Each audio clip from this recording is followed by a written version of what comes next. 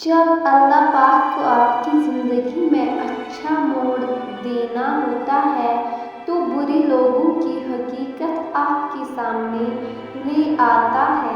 حضرت علی رضی اللہ تعالیٰ عنہ نے فرمایا، تم کسی کے ساتھ بھلائی کرو، تمہیں اس کا بدلہ برائی کی صورت میں ملے تو سمجھ لو کہ تمہاری نیکی قبول ہو گئی۔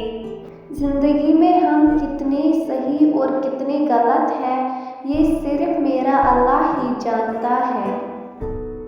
جن لوگوں کے حصے میں رب آ جائے انہیں دنیا اور لوگوں سے کوئی شکوہ نہیں رہتا۔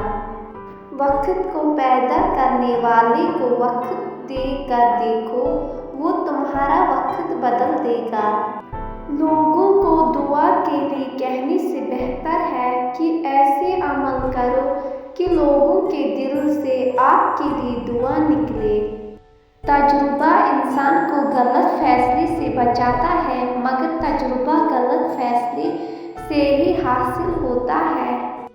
انسان کا سب سے بہترین دوست اللہ ہے، بہت جلدی مان جاتا ہے، پرانی باتیں یاد نہیں کرواتا، کبھی مایوس نہیں لٹاتا اپنی در سے۔ جب تک تم اپنی قدر خود نہیں جانو گے تب تک کوئی تمہاری قدر نہیں کرے گا۔ ہر مشکل میں رو رو کر دعا کیا کرو کیونکہ جہاں انسان کا حوصلہ ختم ہوتا ہے وہاں سے اللہ کی رحمت شروع ہوتی ہے۔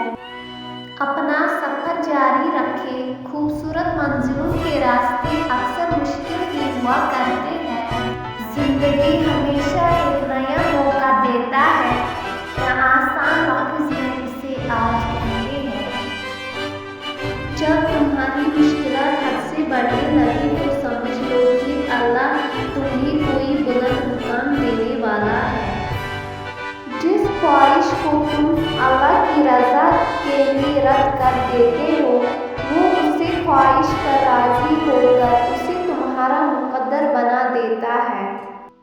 اس سوچ کے ساتھ زندگی میں آگے بڑھو کہ اللہ نے یقیناً بہترین ہی سوچا ہوگا۔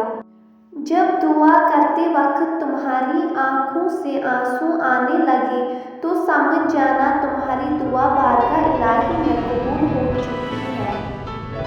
اگر کسی کی تکلیف دیکھ کر تمہیں تکلیف ہونے لگے تو سمجھ لینا تم اللہ کے بنائے ہوئے بہترین انسان ہو۔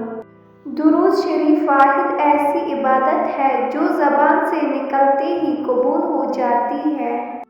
3 کام اللہ کو پسند: ٹوٹے ہوئے دلوں کو جوڑنا، دل نہ چاہتے ہوئے بھی معاف کر دینا، کسی کے گناہ پر پردہ کرنا۔ اللہ آپ سے اس وقت تک کچھ واپس نہیں لیتا جب تک اس سے بہتر آپ کو عطا نہ کرے۔